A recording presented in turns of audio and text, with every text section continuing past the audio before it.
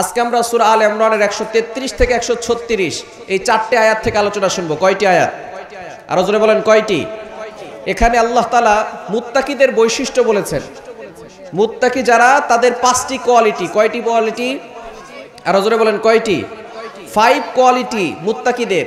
এই 5টি কোয়ালিটিপূর্ণ মুত্তাকি যারা হতে পারবে, আল্লাহ পাক রব্বুল আলামিন তাদের জন্য ঘোষণা দিয়েছেন উলাইকা জাযাউহুম মাগফিরা, তাদের পিছনের সব গুনাহ আল্লাহ ক্ষমা করে দিবে। বলেন সুবহানাল্লাহ। শুধু তাই নয়, আল্লাহ পাক রব্বুল আলামিন তাদেরকে মহা পুরস্কার জান্নাত দান করবে। বলেন সুবহানাল্লাহ। জান্নাতে যেতে চাই কি চাই না? আরো জোরে বলেন চাই কি চাই না? আমরা জান্নাতে যেতে চাই, তবে জান্নাতে যাওয়ার কাজ করতে চাই। জান্নাত আল্লাহ সহজ করে দিয়েছেন। এক্সাম্পল দিলে সুন্দর বুঝতে পারবেন। আজকে যারা মসজিদে ইশারের নামাজ পড়েছেন, তারা কি মসজিদে নামাজ পড়তে গিয়ে ইমাম সাহেবকে অথবা সভাপতি সাহেবকে 50 টাকা জরিমানা দিয়েছেন? পৃথিবীর যে কোনো মসজিদে যাবেন, নামাজ পড়তে কি জরিমানা দেওয়া লাগবে? আরো জোরে বলেন জরিমানা দেওয়া লাগবে? বুঝা গেল, পৃথিবীর যে কোনো মসজিদে যান, আপনি ফ্রিতে নামাজ পড়ে জান্নাতে যেতে পারবেন, কোনো সমস্যা। কিন্তু সিনেমা হলে যেতে টাকা লাগে কি লাগে না? ওয়াইফাই বিল আছে না নাই? ডিশের বিল আছে না নাই? মদ খাইতে টাকা লাগে কি লাগে না? গাঞ্জা খাইতে টাকা লাগে কি লাগে না? মুসলমান ফ্রিতে মসজিদে ঢুকে জান্নাতে যেতে চায় না, তবে টাকা দিয়া জাহান্নামে যেতে চায়। আল্লাহ পাক রব্বুল আলামিন জান্নাতকে সহজ করে দিয়েছেন। জান্নাতে যাওয়ার দরকার আছে না নাই? জান্নাতে যেতে হলে মুত্তাকি হওয়ার দরকার আছে না নাই? কি বলেন, আছে না নাই?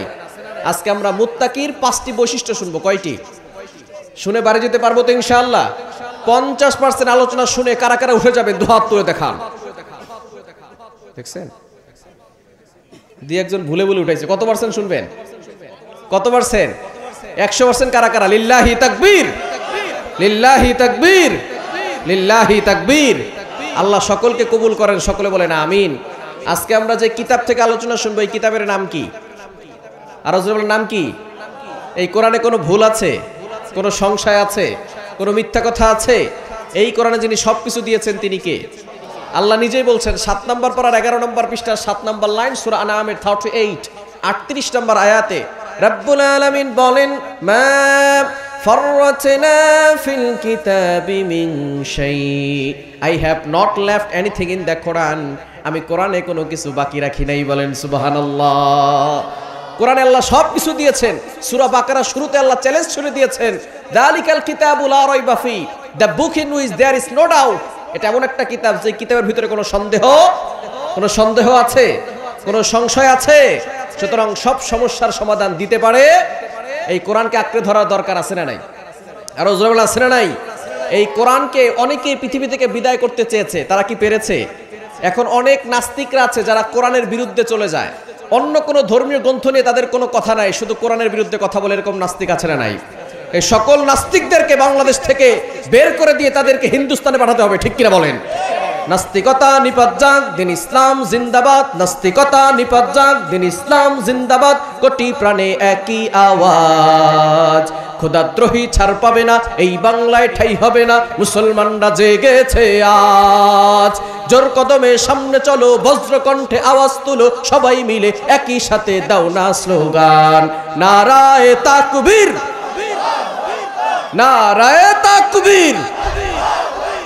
দিন ইসলাম, দিন ইসলাম জিন্দাবাদ, জিন্দাবাদ। ইসলামেরই জন্য দেশের হয়েছে জন্ম, ইসলামের বিরুদ্ধে গেলে দেশ হবে ভিন্ন। ঠিক কিনা? ইসলামেরই জন্য দেশের হয়েছে জন্ম, ইসলামের বিরুদ্ধে গেলে দেশ হবে ভিন্ন। ইসলামের বিরুদ্ধে যারা নিয়েছো অবস্থান, এই বাংলায় ঠাই হবে না, যাও হিন্দুস্তান।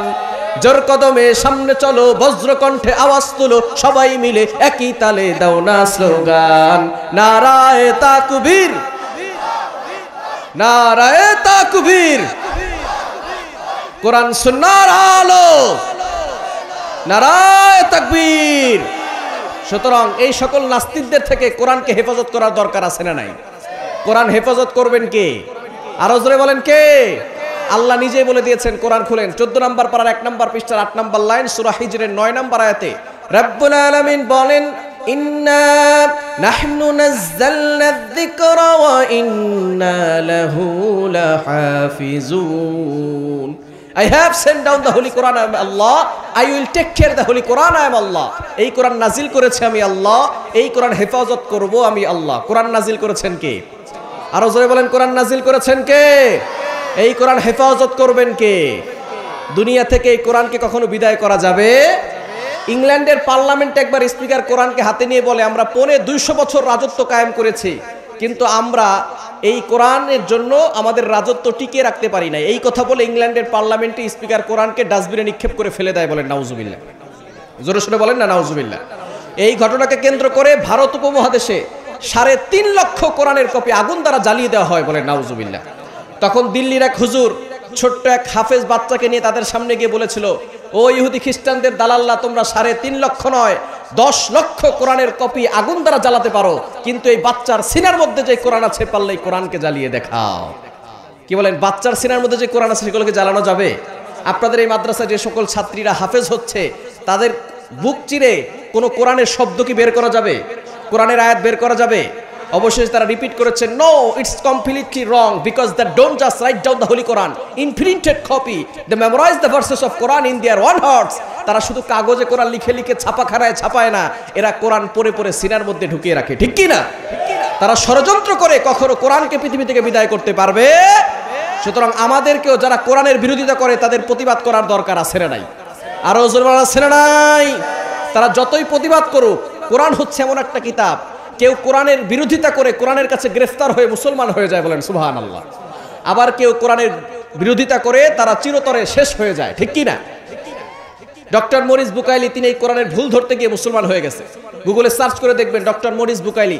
তিনি ছিলেন ফ্রান্সের মোমিস্ট স্পেশালিস্ট।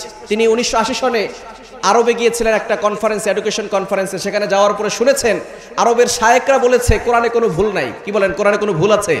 কোরআনে কোনো ভুল আছে? সে ফ্রান্সে এসে বলে, কি বলে, আমার বাইবেলের ভিতরে কত গুজাবিল, আর কোরআনের ভিতর বুঝি ভুল নাই। আমি ফ্রান্সের বিখ্যাত সার্জন ডক্টর মরিস বুকাইলি কোরআনের ভুল বের করে ছাড়বো। এই কথা বলে এখন কোরআন খুলে দেখে কোরআন আরবি ভাষায় লেখা। কোন ভাষায়? আরো জোরে বলেন, কোন ভাষায়? সে তো আরবি বুঝে না। আরবের এক শায়েককে ফোন দিয়েছে যে আমি আরবি শিখতে চাই। আরবের শায়েক মনে করছে মনে হয় সে আরবি বুঝার জন্য, শিখার জন্য এবং হেদায়েতের জন্য শিখতে চায়। আসলে কি সে হেদায়েতের জন্য নয়, সে শিখতে চায় কোরআনের ভুল বের করার জন্য। ঠিক কিনা? তিনি আরবি শিখেছেন।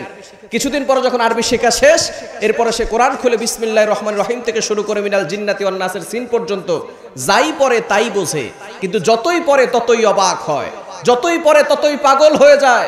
সে বলে সাগর জলের কথা, মহাকাশের কথা, পাহাড়ের কথা, মরুভূমির কথা, অ্যাস্ট্রোলজি, কসমোলজি, ভুটানি, হিউম্যান অ্যানাটমির কথা, কোনো কথাই আল্লাহ কোরআনে বাকি রাখে নাই। বলেন সুবহানাল্লাহ। শেষ পর্যন্ত সে কোরআনের একটা ভুলও বের করতে পারে নাই। সে কনভার্টেড মুসলিম হয়েছে, মুসলমান হয়ে নিজের নাম রেখে দিয়েছে সুলাইমান। বলেন সুবহানাল্লাহ। সুতরাং এই কোরআনের ভিতরে কোনো ভুল নাই। যারা এই কোরআনের কাছে এসেছে তারা গ্রেফতার হয়ে, কোরআনের কাছে গ্রেফতার হয়ে মুসলমান হয়েছে। বলেন সুবহানাল্লাহ। নবীজি সাল্লাল্লাহু আলাইহি ওয়াসাল্লামের একজন জালিলুল কদর সাহাবী, নাম হচ্ছে হযরত ওমর। নাম শুনেছেন আপনারা? নাম শুনেছেন? ওমর রাদিয়াল্লাহু তাআলা আনহু এই কোরআনের কাছে 2 বার ধাক্কা খেয়ে মুসলমান হয়েছেন। আল্লাহ তাআলা তাকে কোরআনের ধাক্কা দ্বারা ইসলামের মাধ্যমে তাকে সাহায্য করেছেন। তিনি ইসলাম কবুল করে নিয়েছেন। আল্লাহ পাক রব্বুল আলামিনের কাছে প্রথমে নবীজি সাল্লাল্লাহু আলাইহি সাল্লাম দোয়া করেছিলেন, আয় আল্লাহ, হয়তো হিশামের বেটা আবু জাহেলকে অথবা খাত্তাবের বেটা ওমরকে 2 জনের যে কোনো একজনকে আপনি ইসলামের জন্য কবুল করেন। আল্লাহুম্মা আইজ্জাল ইসলামা বিহাব্বির রাজুলাইন, 2 জনের কোনো একজনকে ইসলামের জন্য কবুল করেন। আল্লাহ পাক রব্বুল আলামিন ইসলামের জন্য ওমরকে কবুল করেছেন। বলেন সুবহানাল্লাহ। একজন চেয়েছেন, নবীজি কি 2 জন চেয়েছেন না একজন? সুতরাং যুগ জামানা পাল্টে দিতে চাই না অনেকজন, এক মানুষই আনতে পারে জাতির জাগরণ। ঠিক কি না? এজন্য নবীজি সাল্লাল্লাহু আলাইহি ওয়াসাল্লাম একজনের জন্য দোয়া করেছেন। আল্লাহ পাক রব্বুল আলামিন দোয়াটা কবুল করেছেন ওমরের জন্য। কার জন্য? সুবহানাল্লাহ বলতে পারলেন না? এই দোয়ার পর থেকে ওমর রাদিয়াল্লাহু তাআলা আনহুর অন্তরটা নরম হয়েছে। নবীজি সাল্লাল্লাহু আলাইহি ওয়াসাল্লামকে ফলো করা শুরু করেছেন। নবীজি সাল্লাল্লাহু আলাইহি ওয়াসাল্লাম যেদিকে যায় ওমরও সেদিকে যায়। একদিন নবীজি সাল্লাল্লাহু আলাইহি ওয়াসাল্লাম নামাজে দাঁড়ালেন, এত সুন্দর করে সূরা হাক্কা তেলাওয়াত করতেছিলেন। ওমর রাদিয়াল্লাহু তাআলা আনহু তখনও মুসলমান হন নাই। তিনি চিন্তা করেছেন, এত সুন্দর করে মুহাম্মদ কোরআন তেলাওয়াত করে, মুহাম্মদ মনে হয় কোনো একটা কবি। এবার আল্লাহ পাক রব্বুল আলামিন আয়াত নাজিল করলেন। 29 নম্বর পারার 8 নম্বর পৃষ্ঠায় রয়েছে সূরা হাক্কা 41, 42, 43, 44 নম্বর আয়াতগুলোতে যখন ওমর রাদিয়াল্লাহু তাআলা মনে মনে চিন্তা করেছেন সে একজন কবি, আল্লাহ পাক রব্বুল আলামিন আয়াত নাযিল করলেন, ওয়ামা হুয়া বিকাউলি শাইর কলিলাম মা তুমিনুন। নবী কোনো কবি আবৃত্তি করে না, তিনি কোনো কবি নন, তোমরা খুব অল্প সংখ্যক মানুষ ঈমান গ্রহণ করো। এবার ওমর রাদিয়াল্লাহু তাআলা অবাক হয়ে গেলেন, মনে মনে চিন্তা করি সে একজন কবি, কিন্তু সে উত্তর দেয় কিভাবে? মনে হয় মুহাম্মদ কোনো গণক হবে, কোনো কাহেন হবে। আল্লাহ পাক রব্বুল আলামিন আয়াত নাযিল করলেন, ওয়ালা বিকাউলি কাহিন কলিলাম মা তাযাক্কারুন। নবী কোনো গণক নয়, নবী কোনো কাহেনও নয়, বলেন আল্লাহু আকবার। ওমর রাদিয়াল্লাহু তাআলা অবাক হয়ে গেলেন, আমি যেটা মনে মনে প্রশ্ন করি সেটাই দেখি মুহাম্মদ উত্তর দিয়ে দেয়। সুতরাং এই কোরআন তাহলে কে নাজিল করেছে? আল্লাহ তাআলা পরবর্তী আয়াত নাজিল করেছেন, তানজিলুম মির রাব্বিল আলামিন। কোরআন নাজিল করেছেন কে? আরো জোরে বলেন, কোরআন নাজিল করেছেন কে? সেদিন সূরা হাক্কা দিয়ে আল্লাহ তাআলা একটা ধাক্কা দিয়েছেন ওমর রাদিয়াল্লাহু তাআলা আনহুকে। ওমর রাদিয়াল্লাহু তাআলা আরেকটু নরম হয়েছেন, কিন্তু শয়তান আছে না নাই? আরো জোরে বলেন, শয়তান আছে না নাই? এবার 3 নাম্বার ধাক্কা দিবে সূরা তাহা দিয়ে। নবীজি সাল্লাল্লাহু আলাইহি সাল্লামকে হত্যা করার জন্য আবু জাহেল বলল, কে আছো মুহাম্মদকে হত্যা করে আনবে, তার গর্দান আনতে পারবে, তাকে 100টা লাল উট পুরস্কার দেওয়া হবে। ওমর রাদিয়াল্লাহু তাআলা আনহু তিনি তখনও মুসলমান হন নাই। তিনি তরবারি হাতে নিয়ে মুহাম্মদ সাল্লাল্লাহু আলাইহি সাল্লামের মাথা আনার জন্য গেলেন। পথিমধ্যে বনু জাহারা গোত্রের এক লোক বলে, ওমর কোথায় যাও? বলে মুহাম্মদের মাথা আনতে যাই। মাথা আনতে যাবে, পরে আগে দেখো তোমার ঘরে কালিমা ঢুকেছে, তোমার বোন ফাতেমা বিনতে খাত্তাব আর তোমার বোন জামাই সাঈদ দুইজনে কালিমা পড়ে মুসলমান হয়েছে। ওমর রাদিয়াল্লাহু তাআলা আনহু রেগে আগুন হলেন, মুহাম্মদ সাল্লাল্লাহু আলাইহি সাল্লামের মাথা আনবো পরে, আগে আমার বোনকে সাইজ করে নেই। বাসায় গিয়ে দেখলেন তারা ঘরের ভিতরে দরজা বন্ধ করে কি যেন পড়া শুরু করেছে। সাথে সাথে দরজা নক করেছে। বোন যেখানে কোরআনের পাতাগুলো লেখাগুলো ছিল সেগুলো আড়ালে লুকিয়ে রেখেছে। দরজা খোলার পরে কি পড়ছিলে? ওমর রাদিয়াল্লাহু তাআলা আনহু বোনকে তরবারির উল্টা পিঠ দিয়ে আঘাত করা শুরু করলেন। তার বোন জামাইকে আঘাত করা শুরু করলেন। আঘাত করতে করতে বোন রক্তাক্ত হলো, বোন জামাই রক্তাক্ত হয়ে গেল। এবার ওমরের মনের ভিতরে মায়া লাগলো।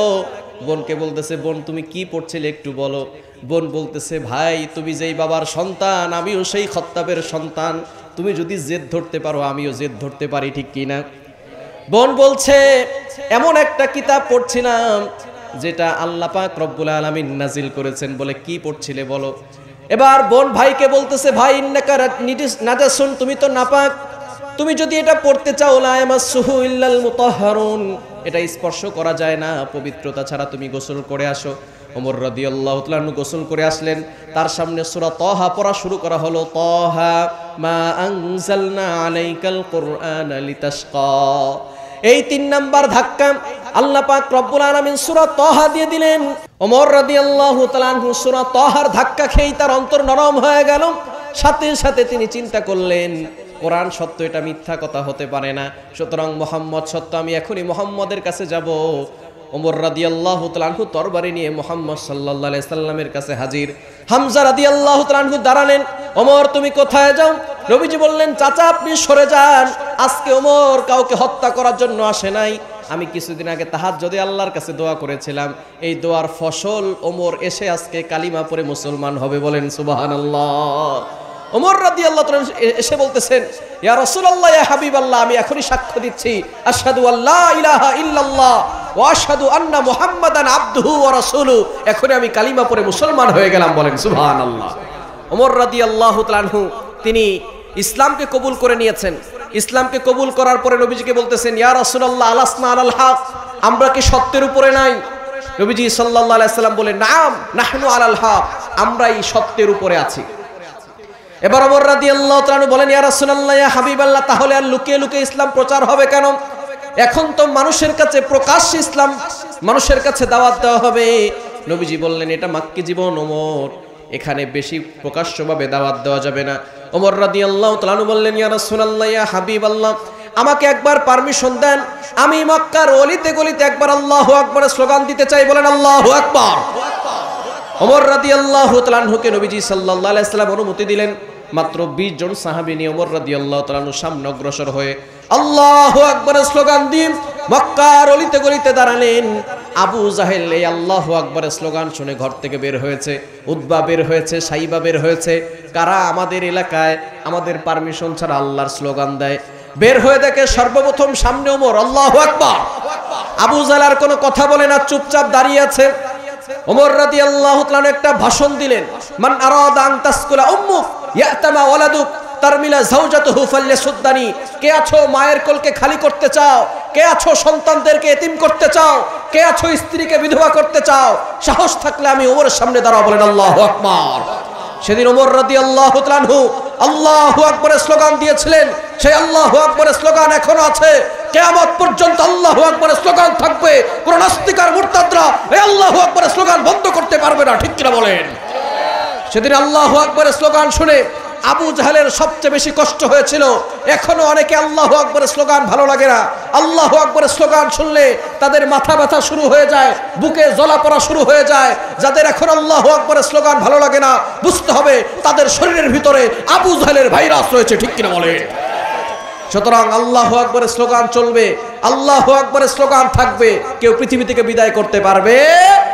এই কোরআনের মাধ্যমে ওমর রাদিয়াল্লাহু তাআলা ইসলামের কাছে গ্রেফতার হয়েছে, ইসলামকে কবুল করে নিয়েছেন। সেই কোরআন আমাদেরকে আঁকড়ে ধরার দরকার আছে না নাই? আর রাসূল বলা আছে না নাই? এই কোরআন আল্লাহ তাআলা মুত্তাকিদের বৈশিষ্ট্য বলে দিয়েছেন 5টি। কয়টি?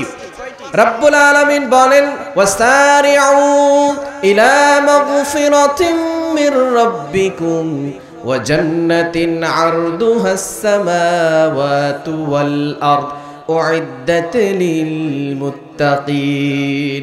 তোমরা দৌড়াও, প্রতিযোগিতা করো তোমাদের রবের ক্ষমার দিকে এবং জান্নাতের দিকে। এমন জান্নাত আল্লাহ তৈরি করেছেন আসমান এবং জমিনের থেকেও বড়, বলেন আল্লাহু আকবার। উইদ্দাত লিল মুত্তাকিন, এই জান্নাত আল্লাহ মুত্তাকিদের জন্য তৈরি করেছেন। এই জন্য মুত্তাকি হওয়ার দরকার আছে না নাই? আরো জোরে বলেন, আছে না নাই? মুত্তাকি মানে আমরা মনে করি যারা নামাজ পড়ে, হাজী সাহেব হজ করে আসছেন, যারা 5 ওয়াক্ত নামাজ পড়ে তাদেরকে মুত্তাকি বলে না। মুত্তাকি হলো তারা নামাজ পড়ার পাশাপাশি হারাম থেকে বেঁচে থাকে যারা, ঠিক কি না? অনেকে আছে নামাজও পড়ে, আবার ইমাম সাহেবের পিছনে নামাজ পড়ে, হাতে তসবিহ নিয়ে ঘুরে, আবার সুদের কারবার করে। এরকম মুসল্লি আছে না নাই? যারা হারাম কাজ করে, সুদের সাথে জড়িত থাকে, ঘুষের সাথে জড়িত থাকে, তারা কখনো মুত্তাকি হতে পারে? অনেকে আছে 5 ওয়াক্ত নামাজ পড়ে আবার সুদের কারবার করে। সুদ কি হালাল না হারাম? আর বলেন হালাল না হারাম? সুদ হারাম করেছেন কে? এই ফতোয়া কি মোল্লার না আল্লাহর? আর বলেন ফতোয়া কার? আল্লাহর ফতোয়া। অনেকে সুদের ব্যাপারে কথা বললে হুজুরদের উপরে ক্ষিপ্ত হয়ে যায়, আছে না নাই? সন্ত্রাস হয়েছেন মিয়া, কত বড় সন্ত্রাস হয়েছেন। সারা পৃথিবীর সকল সন্ত্রাসকে যদি এক পাল্লায় রাখা হয় আর নমরুদকে যদি এক পাল্লায় রাখা হয়, নমরুদের 100 ভাগের 1 ভাগ হতে পারবে না, ঠিক কি না? এই নমরুদকে আল্লাহ সাইজ করছে ল্যাংরা মশা দিয়ে। এরকম মশা আল্লাহর কাছে আছে না নাই?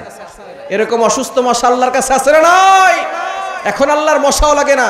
সূরা ফাতহের 6 নম্বর আয়াতে আল্লাহ বলে দিয়েছেন, ওয়ালিল্লাহি জুনুদুস সামাওয়াতি ওয়াল আরদ, আল্লাহর বাহিনী আসমানেও আছে জমিনেও আছে। সুতরাং কিছুদিন আগে এমন একটা ভাইরাস এসেছে আমরা দেখতেও পারি নাই, নাম দিয়েছি করোনা ভাইরাস, ঠিক কি না? করোনা ভাইরাস যাকে অ্যাটাক করেছে দুনিয়া থেকে বিদায় করে নিয়েছে। সুতরাং আল্লাহ ধরে না, ধরলে কিন্তু ছাড়ে না, ঠিক কি না? আপনি অহংকার করছেন, গর্ব করছেন, আপনার শক্তি আছে, ক্ষমতা আছে। আপনার যতই শক্তি থাকুক, যতই ক্ষমতা থাকুক, বলেন তো সকল ক্ষমতার মালিক কে?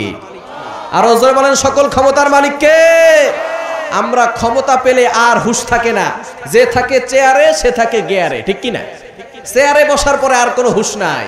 চেয়ারে বসার পরে বিভিন্ন ধরনের অন্যায় কাজ করে। বর্তমানে যারা সরকার আছে তারা মনে করছিলাম সিস্টেমকে চেঞ্জ করতে যাবে, তারা সিস্টেম চেঞ্জ না করে নিজেরাই চেঞ্জ হয়ে গেছে, ঠিক কি না? সিস্টেম চেঞ্জ না করে নিজেরাই চেঞ্জ হয়ে গেছে। ডক্টর ইউনূস সাহেব প্রত্যেকটা স্কুল কলেজে গানের শিক্ষক নিয়োগ দিচ্ছে, বলেন নাউজুবিল্লাহ। আমরা বলছি গানের শিক্ষকের কোনো দরকার নাই, প্রতিটি স্কুল আর কলেজে ধর্মীয় শিক্ষক নিয়োগ দিতে হবে, ঠিক কিনা বলেন? ডক্টর ইউনূস সাহেবকে বলতে চাই, আপনি পানির জ্বরে ভেসে ভেসে ক্ষমতায় বসেন নাই, আমাদের রক্তের উপর দিয়ে ক্ষমতায় বসেছেন, ঠিক কিনা বলেন? সুতরাং সংস্কার করতেছেন করেন, আমাদের কোনো আপত্তি নাই। তবে ইসলামকে মাইনাস করে, কোরআনকে বাদ দিয়ে কোনো সংস্কার বাংলার জমিনে চলতে দেওয়া হবে না, ঠিক কিনা বলেন? সমকামিতাকে প্রমোট করছে, আমেরিকার কৃষ্টি কালচার বাংলায় সে প্রমোট করতেছে। সমকামিতা এটা হালাল না হারাম? আর সমকামিতা হালাল না হারাম? আমাদের সন্তানদেরকে সমকামিতার শিক্ষা দেওয়া হবে, আমাদের সন্তানদেরকে ইহুদি খ্রিস্টানদের কৃষ্টি কালচার শিক্ষা দেওয়া হবে। আমরা বলতে চাই ইহুদি খ্রিস্টানদের কৃষ্টি কালচার বাংলার জমিনে শিক্ষা দেওয়া চলবে না, ঠিক কিনা?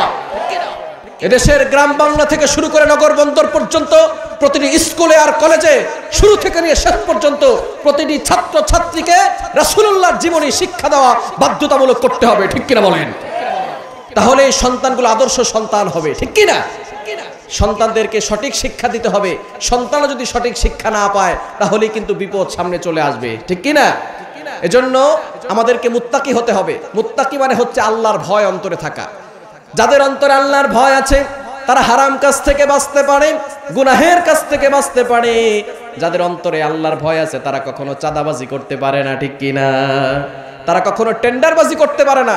ক্ষমতায় গেলে যদি আল্লাহর ভয় অন্তরে থাকে তারা কখনো দুর্নীতি করে জনগণের টাকা বিদেশে পাচার করতে পারে না, ঠিক কিনা বলেন? এজন্য আল্লাহর ভয় অন্তরে রাখতে হবে। পারবো তো ইনশাআল্লাহ? আল্লাহ বলছেন উইদ্দাত লিল মুত্তাকিন, এই মুত্তাকিদের জন্য জান্নাত তৈরি করা হয়েছে। এখন আসেন মুত্তাকি কারা?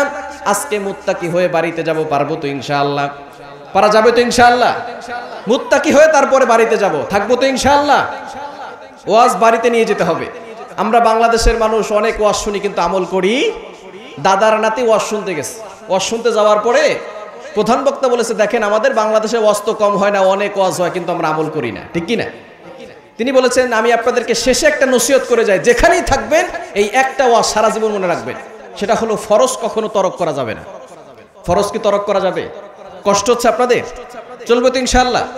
ফরজ কি তরক করা যাবে? এই কথা বলে প্রধান বক্তা মোনাজাত করে দিয়েছেন, সবাই বাড়ির দিকে রওনা হয়েছে। দাদার নাতি তারাও বাড়ির দিকে রওনা হয়েছে। পথিমধ্যে একটা খাল বেঁধেছে, খাল চেনেন আপনারা? খালে যদিও পানি অল্প তবে হাঁটুর উপর পর্যন্ত উঠে যাবে। দাদার নাতি যখন খালের কাছাকাছি গেছে, এবার নাতি মনে মনে চিন্তা করতেছে, দেখি দাদায় কি করে। দাদা খালের কাছাকাছি গিয়ে দেখে নৌকাও নাই, মাঝিও নাই, গভীর রাত, কি করা যায়? এত সময় তো আর বসে থাকা যাবে না, ওই পারে তো যেতেই হবে, বাড়িতে যাওয়া লাগবে। এবার যখন আস্তে আস্তে করে খালে নেমেছে, এখন দেখে লুঙ্গি ভিজে যাওয়ার কায়দা, লুঙ্গি উঠাইতে কাত পর্যন্ত উঠেছে। এবার নাতি দাদাকে ডাকতে বলতেছে, দাদা কি ওয়াজ শুনলেন আর কি আমল করলেন? প্রধান বক্তা বলেছে যেখানেই থাকেন না কেন ফরজ তরক করা যাবে না। আপনি কি জানেন না হাঁটুর উপরে কাপড় উঠালে ফরজ তরক হয়?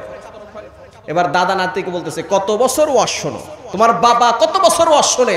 40 বছর ধরে ওয়াজ শুনি, আজ পর্যন্ত কোনো ওয়াজ খালের ওই পারে নেই না, সব এই পারেই রেখে গেছি। এখন আপনারা কি ওয়াজ বাড়িতে নিবেন? ওয়াজ বাড়িতে নিবেন তো ইনশাআল্লাহ? তাহলে মুত্তাকিদের বৈশিষ্ট্য কয়টা? আরো জোরে বলেন, কয়টা?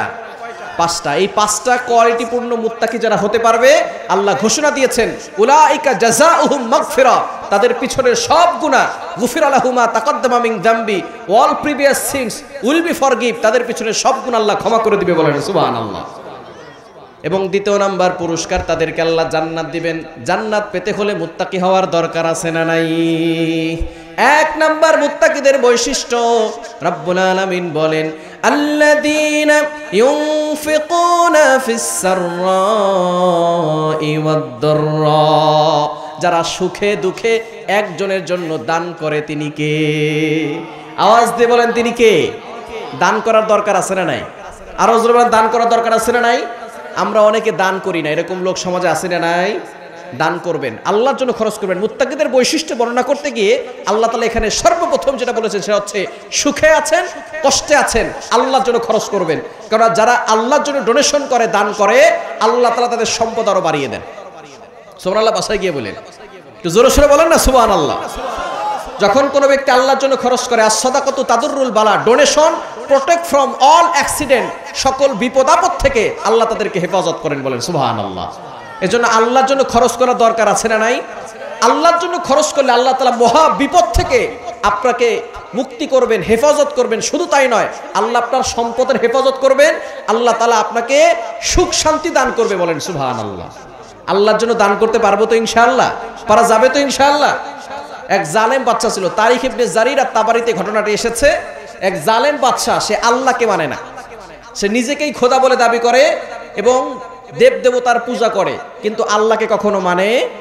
এই জালেম বাদশার পাশে এক স্বর্ণকারের দোকান ছিল, যে একজনকে মানে, তিনি কে? আরো জোরে বলেন, তিনি কে? এই স্বর্ণকার প্রতিদিন সকালবেলা ফজরের নামাজ পড়ে দোকান খোলে, আল্লাহর কাছে দোয়া করে, আল্লাহ আমার রিজিকে তুমি বরকত দাও, হারাম থেকে বাঁচাও, হালাল রিজিক দান করো। যখনই ফজরের নামাজের পরে বাদশার প্রাসাদের নিচে তার দোকান, ওই দোকান থেকে আল্লাহর কাছে দোয়া করে, এই দোয়ার আওয়াজ বাদশার কানে যায়।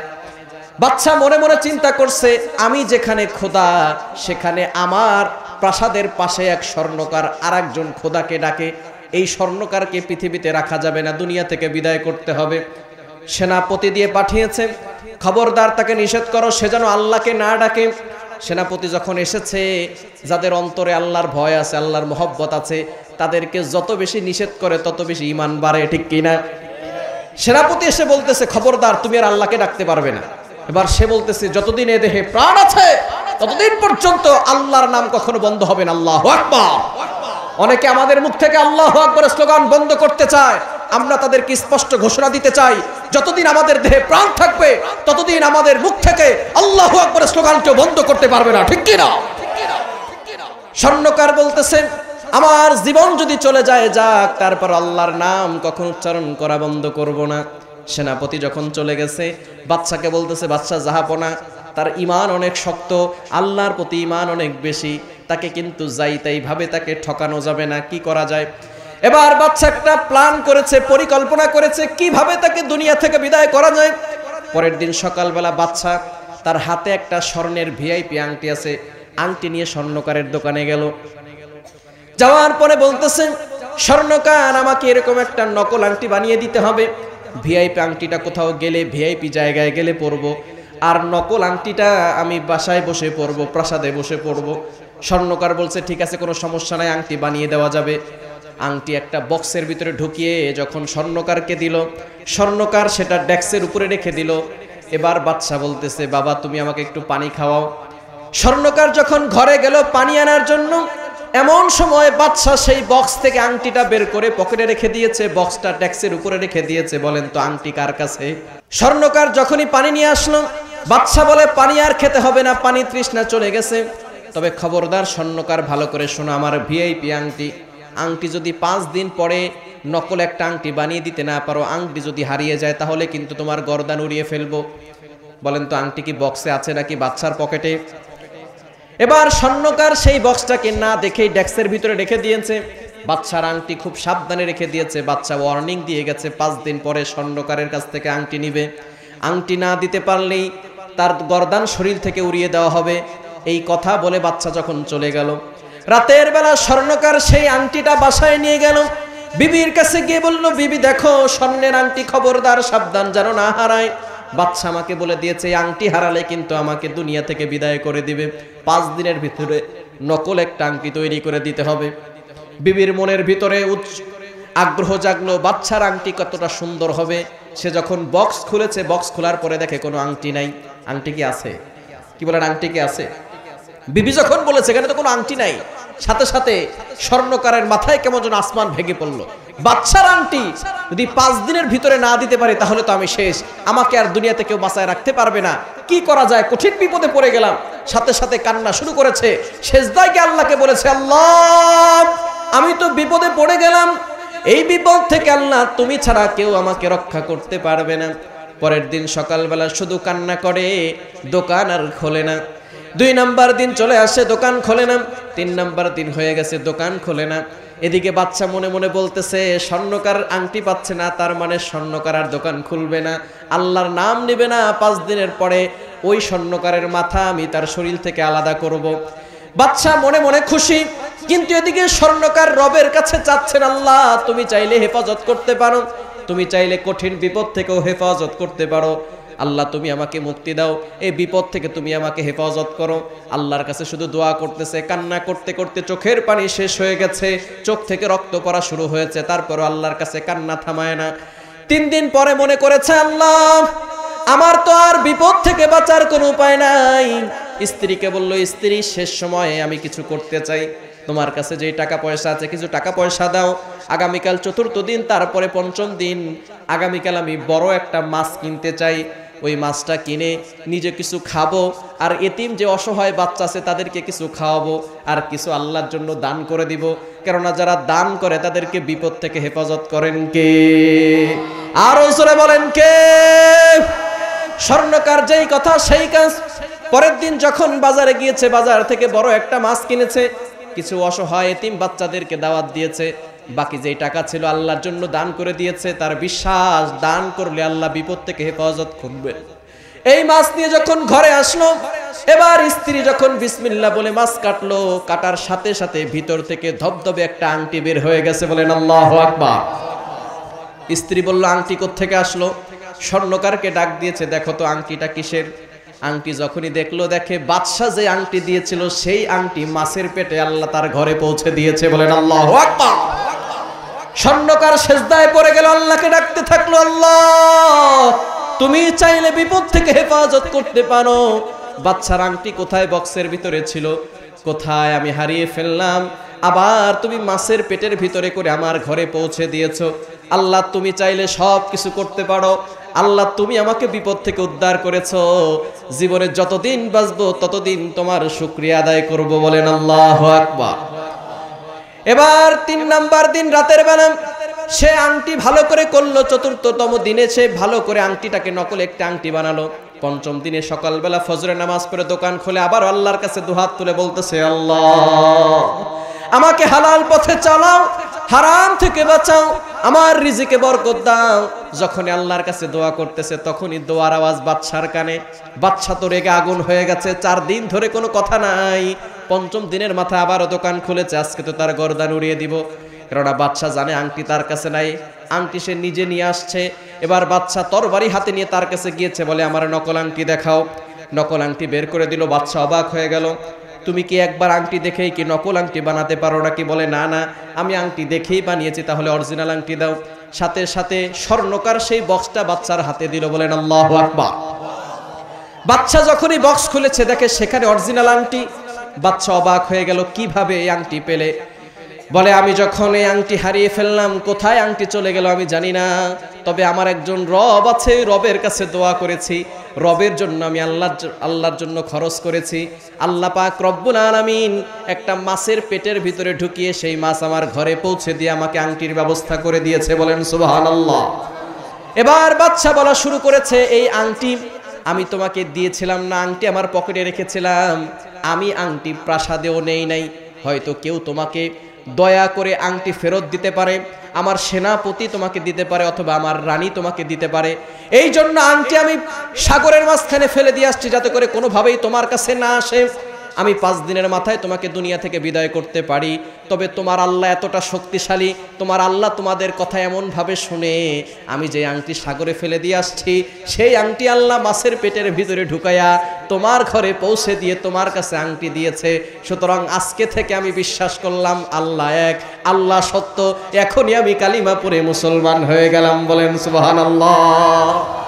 কি বুঝলেন? দান করলে বিপদ থেকে হেফাজত করেন একজন, তিনি কে? আরো জোরে বলেন, তিনি কে? এজন্য আল্লাহর জন্য দান করার দরকার আছে না নাই? আরো জোরে বলেন, আছে না নাই? আল্লাহর জন্য দান করবেন, আল্লাহর জন্য খরচ করবেন। আল্লাহর জন্য খরচ করলে বিপদ থেকে আল্লাহ আপনাকে হেফাজত করবেন, কঠিন ও জটিল বিপদ থেকে হেফাজত করবেন, রোগ থেকে হেফাজত করবেন, সংসার অশান্তি আল্লাহ তাআলা অশান্তি দূর করে দিবেন। এজন্য দান করার দরকার আছে না নাই? দান আপনি কোন খাতে করবেন? দান তো করতে হবে, দান করতে হবে যারা কোরআন পড়ে, অসহায়ত্বের কারণে, টাকা পয়সার অভাবের কারণে কোরআন পড়তে পারছে না, তাদের কাছে দ্বীনি ইলম শিক্ষা করার জন্য যথেষ্ট পরিমাণ অর্থ নাই, সেখানে যদি আপনি দান করেন তাহলে কি ফায়দা হবে? এই সকল বাচ্চারা আপনার পয়সা দিয়ে, টাকা পয়সা দিয়ে যখন তারা পড়াশোনা করবে, ইলম শিখবে, এরা যাদেরকে ইলম শিখাবে, তারা যাদেরকে শিখাবে, কিয়ামত পর্যন্ত সদকায়ে জারিয়ার সওয়াব আপনার আমলনামায় যেতে থাকবে। বলেন সুবহানাল্লাহ। আমি আপনি আজকে হয়তো 1000 টাকা, 2000 টাকা, 3000 টাকা দান করে চলে যাব, এক বস্তা চাউল দিয়ে চলে যাব, অথবা একটা কোরআন শরীফ কিনে দেওয়ার টাকার ব্যবস্থা করে দিব। এই যে ছাত্র ছাত্রীরা পড়াশোনা করবে, কিয়ামত পর্যন্ত তারা যাদেরকে শিখাবে একটা সদকায়ে জারিয়ার সওয়াব আল্লাহ তাআলা আপনার আমলনামায় দিয়ে দিবে। বলেন সুবহানাল্লাহ। এজন্য সন্তানদেরকে কোরআন শিখাবেন এবং যারা কোরআন পড়ে তাদেরকে সহযোগিতা করবেন। পারবেন তো ইনশাআল্লাহ? কি বলেন? সন্তানদেরকে কোরআন শেখানোর দরকার আছে না নাই? সন্তানদেরকে কোরআন শেখানোর দরকার আছে না নাই? আমরা অনেকে আছি সন্তানদেরকে কোরআন শিখাই না। সন্তানকে কোরআন শিখাবেন, কারণ আল্লাহ তাআলা নিজে বলছেন, কোরআন খুলেন 27 নম্বর পারা 10 নম্বর পৃষ্ঠা 10 নম্বর লাইনে একটি সূরা রয়েছে, সূরাতুর রহমান। আল্লাহ পাক রব্বুল আলামিন এই সূরায় বলছেন তার পরিচয়, আর রহমান আল্লামাল কোরআন খলাকাল ইনসান। রহমান হলেন তিনি, কোরআন শিখিয়েছেন যিনি। এরপরে বলছেন মানুষ সৃষ্টি করেছেন যিনি। অভিভাবক যারা আছেন ভালো করে শুনেন, মায়েরা যারা আছেন ভালো করে শুনেন। বলেন তো আগে আমরা কোরআন শিখি নাকি আগে দুনিয়াতে আসি? কোরআন শিখে কেউ দুনিয়াতে আসছি নাকি আগে কোরআন দুনিয়াতে আসি তারপরে কোরআন শিখি? ঠিক কি না? কিন্তু আল্লাহ তাআলা এভাবে বলতে পারতেন আর রহমান খলাকাল ইনসান, রহমান হলেন তিনি, মানুষ সৃষ্টি করেছেন যিনি। এরপরে বলতে পারতেন আল্লামাল কোরআন, কোরআন শিখিয়েছেন যিনি। আল্লাহ আগে বলেছেন আর রহমান আল্লামাল কোরআন, রহমান হলেন তিনি, কোরআন শিখিয়েছেন যিনি। আল্লাহ তাআলা এই আয়াত দ্বারা বুঝাতে চেয়েছেন মানুষ হতে হলে আগে কোরআনের শিক্ষা লাগবে। কোরআনের শিক্ষা ছাড়া কেউ কখনো আদর্শ মানুষ হতে পারে না। ঠিক কি না? গরুর পেট থেকে বেরোলেই সেটা গরু হয়ে যায়, ছাগলের পেট থেকে বেরোলেই সেটা ছাগল হয়ে যায়, মহিষের পেট থেকে বেরোলেই সেটা মহিষ হয়ে যায়, মানুষের পেট থেকে বেরোলেই সেটা মানুষ হয় না, তাকে মানুষ বানাতে হয়। সন্তানকে মানুষ বানানোর দরকার আছে না নাই? আপনার সন্তানকে ইঞ্জিনিয়ার বানাচ্ছেন, বানান কোনো আপত্তি নাই। ডক্টর বানাচ্ছেন, বানান কোনো আপত্তি নাই। আপনার সন্তানকে যা ইচ্ছা বানান, তবে সন্তানকে আগে মুসলমান বানানোর দরকার আছে না নাই?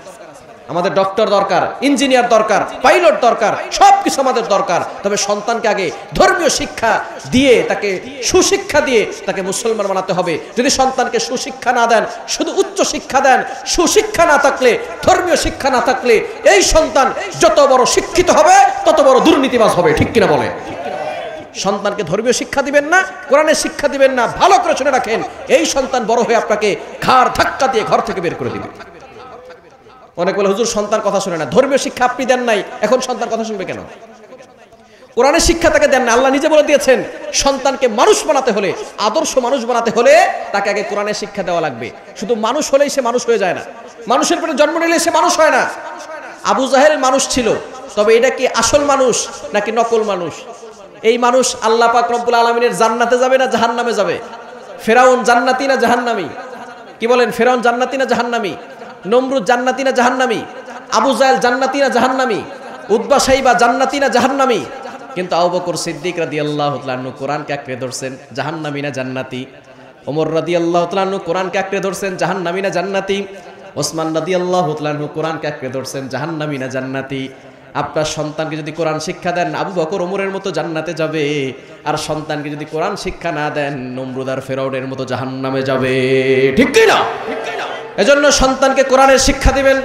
ওমর রাদিয়াল্লাহু তাআলা আনহু বলছেন, আমি যখন ইসলামের পথে আসি নাই, তখন মানুষ আমাকে মূর্খ বলে গালি দিত। আমি এতটা বোকা ছিলাম। ওমর রাদিয়াল্লাহু তাআলা আনহু একটু লম্বা ছিলেন। সে বলে, আমাকে আমার বাবা মূর্খ বলে ডাকতো আর বলতো, ওমর তোমার মতো বোকার কেউ নাই। আমি উটের পিছনে গিয়ে এমন ভাবে বসতাম, সূর্যের ছায়া পাওয়ার জন্য উট আমার মাথার উপরে পায়খানা করে দিত। মানুষ আমাকে বোকা বলতো। মক্কার গলিতে গলিতে আমি সে উটের পায়খানা নিয়ে ঘুরে বেড়াতাম। কিন্তু সেই ওমর যখন আমি কালিমার পথে এসেছি, কোরআনের শিক্ষা নিয়েছি, ইসলাম কবুল করে নিয়েছি, আল্লাহ তাআলা এত সম্মান আমাকে দিয়েছেন। আল্লাহ পাক রব্বুল আলামিন দুনিয়ায় থেকেই অর্ধ পৃথিবী শাসন করার ক্ষমতা দিয়েছে। বলেন আল্লাহু আকবার। ইসলামের কাছে আসার পরে সম্মান কমে না বাড়ে? আরো জোরে কমে না বাড়ে? ওমরের মতো সন্ত্রাস আর কেউ ছিল না। ওমরের মতো সবচেয়ে বড় সন্ত্রাস আর কেউ ছিল? ভালো করে বুঝেন। এখানে 4 জন ছেলে বসা আছে, একটা হুজুর সামনে দিয়ে যাচ্ছে।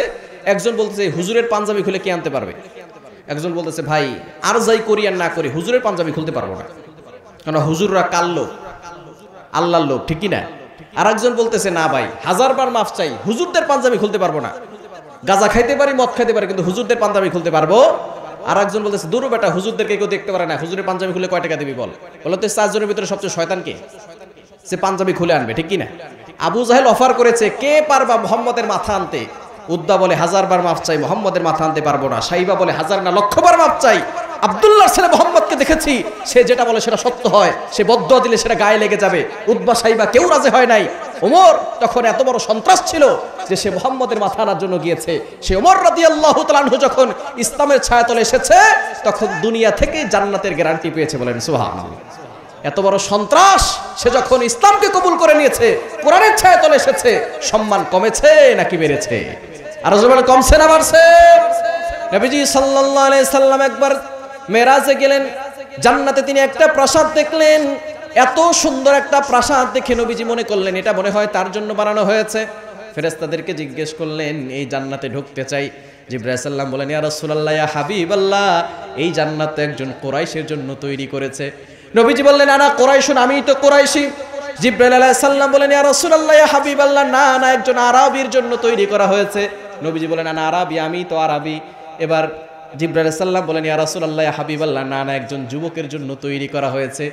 নবী সাল্লাল্লাহু আলাইহি সাল্লাম বলেন, আমি তো শাবাব, আনা শাবাবুন, আমি তো যুবক। এবার জিবরাইল আলাইহিস সালাম বলেন, না না ইয়া রাসূলুল্লাহ। এবার নবীজি বলেন, ও জিবরাইল, শুধু কুরাইশি বলো, আরবি বলো, যুবক বলো, আমি তো যুবক, আমি তো কুরাইশি, আমি তো আরবি। তোমরা কি জানো না এই জান্নাত আল্লাহ কার জন্য তৈরি করেছে? জিবরাইল সালাম বলেন, ইয়া রাসূলুল্লাহ, ইয়া হাবিবাল্লাহ, শুধু আমি নয়, আসমানে যত ফেরেশতা আছেন, যেদিন আল্লাহ এই জান্নাত তৈরি করেছেন, সকল ফেরেশতাদেরকে ঘোষণা দিয়েছেন আল্লাহ এই জান্নাত উমরের জন্য তৈরি করেছে। বলেন সুবহানাল্লাহ। সুতরাং কোরআনের ছায়াতলে আসলে সম্মান কমে না বাড়ে? আরো জোরে বলেন, কমে না বাড়ে? সুতরাং সন্তানকে কোরআনের শিক্ষা দেওয়ার দরকার আছে না নাই? যারা কোরআন শিখে, কোরআন শিখায়, তাদের মতো দামি আর কেউ হতে পারে না। বুখারী শরীফের 5027 নম্বর হাদিস, খায়রুকুম মান তাআল্লামাল কুরআনা ওয়া আল্লামা, the great is a person in the world. আসমানের নিচে, জমিনের উপরে সর্বশ্রেষ্ঠ হচ্ছে ওই ব্যক্তি যে কোরআন শিখে এবং অন্যকে শিখায়। আপনার কাছে এমপির দাম হতে পারে, চেয়ারম্যানের দাম হতে পারে, মেম্বারের দাম হতে পারে, মন্ত্রীর দাম হতে পারে, আল্লাহর কাছে, নবীর কাছে ওই ব্যক্তি সবচেয়ে দামি যে কোরআন পড়ে এবং কোরআন শিখায়। বলেন সুবহানাল্লাহ। ছোট্ট একটা ছাত্রী অথবা ছোট্ট একটা কোরআনের বাচ্চা, সে যখন আলিফ বাতাসা শিখার জন্য ঘর থেকে বের হয়, নূরের তৈরি ফেরেশতারা তাকে সম্মান করার জন্য তার পাখাগুলো তার পায়ের নিচে বিছিয়ে দেয়। বলেন সুবহানাল্লাহ। আপনি তো সম্মান দিচ্ছেন না ছোট্ট বাচ্চাটাকে, কিন্তু ফেরেশতারা তাদের মাথাটাকে অবনত করে দেয়, সম্মানের সহিত তাদের পাখাগুলো তাদের পায়ের নিচে বিছিয়ে দেয়। বলেন আল্লাহু আকবার। সুতরাং এই কোরআনের ছাত্রছাত্রীদের বরকত এবং রহমত তাদের উপরে আল্লাহর আছে না নাই? আল্লাহ তাদেরকে ভালোবাসেন, আমাদেরকেও ভালোবাসার দরকার আছে না নাই? ভালোবাসা তখনই হবে যখন তাদের সামনে আপনি থাকবেন, তাদের সহযোগিতা করবেন, সহায়তা করবেন, তাদের পাশে থেকে তাদেরকে সাহায্য করবেন, তখনই আল্লাহর কাছের লোক হতে পারবেন। আর যারা আল্লাহর কাছের লোক হবে, কিয়ামতের ময়দানে কোনো হিসাব হবে না, বিনা হিসাবে আল্লাহ জান্নাত দিবে। বলেন সুবহানাল্লাহ। মুত্তাকিদের এক নাম্বার বৈশিষ্ট্য, আল্লাযীনা ইউনফিকুনা ফিস সাররাই ওয়াদ দাররা, যারা সুখে দুঃখে আল্লাহর জন্য দান করে। সুতরাং আপনি সুখে থাকেন, দুঃখে থাকেন, আল্লাহর জন্য খরচ করার দরকার আছে না নাই? নবীজি সাল্লাল্লাহু আলাইহি সাল্লাম বেলালকে ডাক দিয়ে বলেন, ও বেলাল, আনফিক ইয়া বেলাল, ও বেলাল তুমিও দান করো। বেলাল রাদিয়াল্লাহু তাআলা আনহু সবচেয়ে দরিদ্র সাহাবী ছিলেন। একটা মাত্র কাপড় ছিল, উপরের অংশ ঢাকলে নিচের অংশ ঢাকতো না, নিচের অংশ ঢাকলে উপরের অংশ ঢাকতো না। নবীজি বলেন, ইয়া বেলাল লা তাখশা মিন দিল আরশি ক্লালা, ও বেলাল তুমিও দান করো। বেলাল ভয় পেও না, তুমি যদি আজকে 5 টাকা দান করো, তোমাকে আল্লাহ 10 টাকা দিবে। বলেন সুবহানাল্লাহ। আপনার কাছে একটা 5 কেজির ব্যাগ আছে, আপনি সেটা ধরে রাখছেন। এখন আরেকটা যদি 10 কেজির ব্যাগ আছে, সেটা ধরতে পারবেন না। এই 5 কেজির ব্যাগ দিয়ে দেন, আল্লাহ 10 কেজির ব্যাগের ব্যবস্থা করবে। 10 কেজির ব্যাগ আছে, সেটা দিয়ে দেন, আল্লাহ আপনাকে 20 কেজি ব্যাগের ব্যবস্থা করবে। সুতরাং দান করলে সম্পদ কমে না, আল্লাহ সম্পদে বরকত দেন, সম্পদ বাড়িয়ে দেন। দান করতে পারবো তো ইনশাআল্লাহ? দান করা যাবে তো ইনশাআল্লাহ? আল্লাহর জন্য খরচ করবেন, মাদ্রাসার জন্য দান করবেন। এক নাম্বার আল্লাহর জন্য খরচ করা। দ্বিতীয় নাম্বার, আল্লাযীনা ইউনফিকুনা ফিস সাররাই ওয়াদ দাররা ওয়াল কাযিমিনাল গায়যা ওয়াল আফিনা আনিন নাস, যারা রাগটাকে দমিয়ে রাখে, রাগ কন্ট্রোল করে। রাগ দমন করার দরকার আছে না নাই? কি বলেন, আছে না নাই? অনেক আছে রাগ দমন করে না, রাগ উঠলে মায়ের সাথেও খারাপ ব্যবহার করে, এরকম যুবক আছে না নাই? জোরে বলেন, আছে না নাই? খবরদার যুবক, মায়ের সাথে কখনো খারাপ ব্যবহার করবে না, বাবার সাথে কখনো খারাপ ব্যবহার করবে না। যেই সকল যুবকরা মা বাবার সাথে খারাপ ব্যবহার করে, মায়ের চোখে পানি ঝরায়, ওই সকল সন্তানরা কখনো সফলতা অর্জন করতে পারে না। জীবনে যদি সাকসেসফুল ম্যান হতে চাও, মায়ের কাছ থেকে দোয়া নাও। বুলেট মিস হতে পারে, মিসাইল মিস হতে পারে, মায়ের দোয়া কখনো মিস হয় না। বলেন সুবহানাল্লাহ। এই জন্য মায়ের কাছ থেকে দোয়া নেওয়ার দরকার আছে না নাই? বাবার কাছ থেকে দোয়া নেওয়ার দরকার আছে না নাই? একজন মা কতটা কষ্ট করে, একজন মানুষ সর্বোচ্চ 45 ইউনিট ব্যথা সহ্য করতে পারে। একজন মা যখন সন্তানকে প্রসব করে 45 নয় 55 ইউনিট ব্যথা সহ্য করে, জীবনের শেষ পর্যায়ে চলে যায়। তারপরে সে কখনো ওই সন্তানকে বোঝা মনে করে না। কিন্তু অনেক সন্তান আছে বিয়ের পরে মা বাবাকে বোঝা মনে করে, ঠিক কি না? খবরদার, মা বাবার সাথে খারাপ ব্যবহার করা যাবে না। মায়ের দোয়া, বাবার দোয়া আল্লাহ তাআলা সাথে সাথে কবুল করেন। এজন্য মা বাবার কাছ থেকে দোয়া নেওয়ার দরকার আছে না নাই? অনেক যুবক আছে মা বাবার সাথে রাগ করে, খবরদার, বাবাকে বলে তুমি আমার জন্য কি করছো, এরকম যুবক আছে না নাই? আছে না নাই? খবরদার, বাবাকে কষ্ট দেওয়া যাবে না। বাবা অক্লান্ত পরিশ্রম করে সকালে বের হয়, রাতে ফিরে আসে, ঈদের সময় আসলে নিজে ছিঁড়া জামা গায়ে দিয়ে ঈদগাহে যায়, সন্তানকে নতুন জামা কিনে দেয়। কিন্তু সেই সন্তান বড় হয়ে বলে, বাবা তুমি কি করছো আমার জন্য? যারা বাবা কিভাবে কষ্ট দিয়ে কথা বলে, আল্লাহ তাআলা তাদের জন্য জান্নাত হারাম করে দেয়। দুনিয়াতে কখনো তারা সফলতা অর্জন করতে পারে না। জীবনে যারা সফল হতে পেরেছে তারা মা বাবার দোয়ায় সফল হয়েছে, ঠিক কি না? মা বাবার সাথে ভালো ব্যবহার করতে হবে, তাদের সাথে রাগ দেখানো যাবে না, রাগকে কন্ট্রোল করতে হবে। রাগ আসে শয়তানের থেকে। কার থেকে? আর বলেন কার থেকে? রাগ কন্ট্রোল করার সহজ কয়েকটা টিপ আছে। 1 নাম্বার হচ্ছে, যখন আপনার রাগ উঠে যাবে সাথে সাথে একটা দোয়া পড়বেন। একবার দুইজন সাহাবী তর্কে লেগে গেলেন। তর্কের কথা বলতে বলতে এক পর্যায়ে তারা হাতাহাতি করবেন। এমন সময় নবীজি সাল্লাল্লাহু আলাইহি সাল্লাম তাদেরকে ডাক দিয়ে বলেন, ইন্নী লাআলামু কালিমাতান, আমি এমন একটি বাক্য জানি, যে ব্যক্তি এই বাক্যটা পড়বে আল্লাহ তাদের রাগটাকে কমিয়ে দিবে। বলেন সুবহানাল্লাহ। সাহাবায়ে কেরাম দুইজনই গেলেন, ইয়া রাসূলুল্লাহ তাড়াতাড়ি আমাদেরকে বাক্যটা বলেন। নবীজি বলেন, বাক্যটা হচ্ছে আউযু বিল্লাহি মিনাশ শাইতানির রাজীম। এই দোয়া আমরা সকলে পারি না? কি বলেন, পারি না? বেশি রাগ উঠে গেলে আপনি এই দোয়াটা পড়বেন। এরপর যদি রাগ না কমে আপনি যদি দাঁড়ানো থাকেন তাহলে সাথে সাথে বসে যাবেন। দাঁড়ানো থাকলে কি করতে হবে? বসে যাবেন। যদি বসে থাকেন তাহলে শুয়ে পড়বেন। দেখবেন আপনি দাঁড়িয়ে যেভাবে কথা বলতে পারেন, শুয়ে কিন্তু সেভাবে কথা বলতে পারবেন না। শুয়ে শুয়ে রাগ দেখানো যায় না, ঠিক কি না? রাগের সময় আমরা দাঁড়িয়ে যাই, দাঁড়ানো যাবে না। নবী সাল্লাল্লাহু আলাইহি ওয়াসাল্লাম ফর্মুলা শিক্ষা দিয়েছেন, রাগ বেশি আসলে আপনি দাঁড়ানো থাকলে বসে যাবেন, বসে থাকলে শুয়ে পড়বেন। তারপরে যদি আপনার রাগ না কমে সাথে সাথে আপনি ঠান্ডা পানি দিয়ে ওযু করবেন, আল্লাহ পাক রব্বুল আলামিন আপনার রাগটাকে কমিয়ে দিবে। সুতরাং রাগ দমন করার দরকার আছে না নাই? রাগ দমন করতে পারবো তো ইনশাআল্লাহ। ওয়াল কাযিমিনাল গায়জ, 3 নাম্বার ওয়াল আফিনা আনিন নাস, যারা মানুষকে ক্ষমা করে দেয়। ক্ষমা করা হচ্ছে মহৎ গুণ। আমরা অনেকেই মানুষকে ক্ষমা করি না। 30 বছর আগে আমাকে গালি দিয়েছে, 20 বছর আগে গালি দিয়েছে, আমরা এখনো মনে রাখি। মাফ করে দেওয়া এটা হচ্ছে অনেক বড় গুণ। নবীজি সাল্লাল্লাহু আলাইহি ওয়াসাল্লাম সবসময় মানুষকে ক্ষমা করে দিতেন। আমরা মানুষকে ক্ষমা করি না। যদি আপনি ক্ষমা করেন আল্লাহও আপনাকে ক্ষমা করে দিবে। বলেন সুবহানাল্লাহ। কিন্তু আমরা অনেকে মাফ করতে জানি না। যারা মাফ করে না মানুষকে, অনেক অতীতের কথা মনের ভিতরে গোপন রাখে এবং সে এটা নিয়ে চিন্তা করতে থাকে, আস্তে আস্তে তার ভিতরটা মরে যায়, সে অসুস্থ হয়ে পড়ে, স্ট্রোক করে, হার্ট অ্যাটাক করে, ব্রেন স্ট্রোক করে, আস্তে আস্তে অসুস্থ হয়ে পড়ে। সুতরাং অতীতের কথা মনে রাখবেন না। কেউ আপনাকে কষ্ট দিয়েছে, তাকে ক্ষমা করে দেন, আল্লাহ আপনাকে ক্ষমা করে দিবে। বলেন সুবহানাল্লাহ। এজন্য ক্ষমা করে দেওয়ার দরকার আছে না নাই? নবীজি সাল্লাল্লাহু আলাইহি ওয়াসাল্লাম একবার এক মজলিসে সাহাবায়ে কেরাম সামনে বসা, মসজিদ নববীর ভিতরে তিনি বলতেছেন, এখন যে সাহাবী মসজিদে ঢুকবে সে জান্নাতি। সাহাবায়ে কেরাম সকলে পিছনে তাকালেন, কে এখন আসবে সে জান্নাতি। নবীজি তার জন্য জান্নাতের ঘোষণা দিয়েছেন। সাদ ইবনে আবি ওয়াক্কাস তিনি সেখানে ঢুকেছেন। ওযু করে তার চুল মোবারক, দাড়ি মোবারক থেকে পানি পড়তেছিল। দ্বিতীয় দিন আবারও নবীজি সাল্লাল্লাহু আলাইহি সাল্লাম বলেন, এখন যে মসজিদে ঢুকবে সে জান্নাতি। সকলে পিছনে তাকালো, দেখে আগে যেই গতকাল যে সাহাবী ছিল সেই সাহাবী আজকে তার জন্য নবীজি জান্নাতের ঘোষণা দিয়েছেন। তৃতীয় দিন আবারও তিনি বলেছেন, এখন যে সাহাবী মসজিদে ঢুকবে সে জান্নাতি। জান্নাতের ঘোষণা কয়বার দিয়েছেন? কয়বার? সাহাবায়ে কেরাম অবাক হয়ে গেলেন, তার এমন কি আমল আছে যে আমলের কারণে আল্লাহ তার জন্য জান্নাতের ঘোষণা একবার নয়, 2 বার নয়, 3 বার জান্নাতের ঘোষণা দিয়েছেন। সাহাবায়ে কেরাম তো আমলের প্রতিযোগিতা করতেন, কিন্তু আমরা করি কে অশ্লীল কাজ বেশি করতে পারে। সে একটা বাড়ি করছে, আমি 2টা বাড়ি করব, এরকম প্রতিযোগিতা আছে না নাই?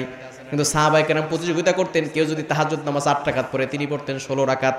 নামাজ নিয়ে প্রতিযোগিতা, কোরআন তেলাওয়াত নিয়ে প্রতিযোগিতা, ইবাদত নিয়ে প্রতিযোগিতা। এবার সাহাবায়ে কেরাম চিন্তায় পড়ে গেলেন, তার জন্য নবীজি 3 বার জান্নাতের ঘোষণা দিয়েছেন। এক সাহাবী তার বাসার মেহমান হলেন, আমি আপনার বাসায় মেহমান হতে চাই। এবার তিনি রাতের বেলা ছিদ্র দিয়ে দেখতেছেন রাতে কি এমন আমল করে। দেখে রাতের বেলায় এসে নামাজ পড়েছে, কোরআন তেলাওয়াত করে তিনি ঘুমিয়ে পড়েছেন। আবারও তিনি তাহাজ্জুদের নামাজের সময় উঠেছেন, তাহাজ্জুদের নামাজ পড়ে এরপরে তিনি ফজরের নামাজের জন্য মসজিদে বের হয়ে গেছেন। সাহাবায়ে কেরাম সাধারণত তাহাজ্জুদের নামাজ মিস করতেন না। মনে মনে চিন্তা করলেন, তেমন কোন আমল তো দেখতে পারলাম না, আমরা যে আমল করি সেও তো সেই আমল করে। তিনি মনে করেছেন আজকে মনে অসুস্থের জন্য আমল করতে পারেন নাই, দ্বিতীয় দিন দেখব। দ্বিতীয় দিন আবারও দেখে একই আমল, এশার নামাজের পরে কিছু কোরআন তেলাওয়াত করে আবারও ঘুমিয়ে যায়। আবারও তিনি তাহাজ্জুদের সময় উঠে তাহাজ্জুদ পড়ে ফজরের জন্য মসজিদে চলে যায়, এক্সট্রা কোনো আমল নাই। 3 দিন থাকার পরে এবার তিনি কোনো আমল না পেয়ে তাকে জিজ্ঞেস করেছেন, আপনার বাসায় মেহমান হয়েছে, এই জন্য আপনার ভিতরে কি আমল আছে আমলটা জানার জন্য, কিন্তু কোনো আমলই পেলাম না। এবার তিনি বলতেছেন, ভাতিজা শোনো, তুমি যে আমল পাওয়ার জন্য এখানে এসেছিলে, আমলটা হচ্ছে আমার তেমন কোনো আমল নাই। অন্যান্য সাহাবীরা যে আমল করে আমিও সেই আমল করি। তবে রাতের বেলা যখন আমি ঘুমাতে যাই তখন কোনো হিংসা বিদ্বেষ আমার অন্তরে রাখি না, সকলকে ক্ষমা করে দিয়ে আমি ঘুমাই। আল্লাহ হয়তো এই ক্ষমা করে দেওয়ার জন্য আমাকে 3 বার জান্নাতের ঘোষণা দিয়েছে, বলেন সুবহানাল্লাহ। মানুষকে ক্ষমা করতে পারবো তো ইনশাআল্লাহ? আলোচনা শেষ দিকে, এখনো যারা বাহিরে আছেন ভিতরে চলে আসেন, তাবারকের ব্যবস্থা আছে, তাবারক নিয়ে দোয়া করে তারপর আমরা যাব, ঠিক আছে তো ইনশাআল্লাহ? তাহলে 3 নাম্বার হচ্ছে ওয়ালা আফিন আনিন নাস, মানুষকে যারা ক্ষমা করে দেয়। আল্লাহু ইউহিব্বুল মুহসিনিন, এই কোয়ালিটিপূর্ণ মুমিন যারা, মুত্তাকি যারা আছে, আল্লাহ তাদেরকে ভালোবাসেন, বলেন সুবহানাল্লাহ। একটু জোরে সোরে বলেন না সুবহানাল্লাহ। 4 নাম্বার আল্লাযীনা ইযা ফাআলু ফাহিশাতান আও যালামু আনফুসাহুম যাকারুল্লাহ, যারা গুনাহ করে ফেলে, গুনাহ করার পরে আল্লাহর কথা স্মরণ হয়, তখন তারা আর গুনাহ করে না, গুনাহকে বন্ধ করে দেয়। আমাদের সমাজে অনেক মানুষ আছে গুনাহ করার পরে আল্লাহকে স্মরণ করে না, তাওবা করে না। যখনই গুনাহ হয়ে যাবে তাওবা করার দরকার আছে না নাই? আরো জোরে বলেন, তাওবা করার দরকার আছে না নাই? অশ্লীল কাজ থেকে আমাদেরকে দূরে সরে আসতে হবে, হারাম কাজ থেকে আমাদেরকে দূরে সরে আসতে হবে। আর 5 নাম্বার হচ্ছে ওয়ালাম ইউসিররু আলা মা ফাআলু ওয়া হুম ইয়ালামুন, সব সময় চিন্তা করতে হবে আপনি যে পাপ কাজ করেছেন সেটা আর কখনো করা যাবে। মুমিন ব্যক্তিরা, মুত্তাকি ব্যক্তিরা একবার যে পাপ হয়ে গেছে সেটা দ্বিতীয়বার আর কখনো করে, এজন্য চিন্তা করতে হবে আমার দ্বারা যাতে করে দ্বিতীয়বার আর কোনো পাপ না হয়ে যায়। এই 5টি আমল কোয়ালিটি যাদের ভিতরে থাকবে আল্লাহ তাআলা তাদেরকে মুত্তাকি হওয়ার ঘোষণা দিয়েছেন এবং বলেছেন উলাইকা জাযাউহুম মাগফিরা, আল্লাহ পাক রব্বুল আলামিন তাদের পিছনের সব গুনাহ ক্ষমা করে দিবেন এবং তাদেরকে আল্লাহ তাআলা জান্নাতের ব্যবস্থা করবে, বলেন সুবহানাল্লাহ। সুতরাং এই 5টি কোয়ালিটি আমাদের ভিতরে ফিট করতে পারবো তো ইনশাআল্লাহ?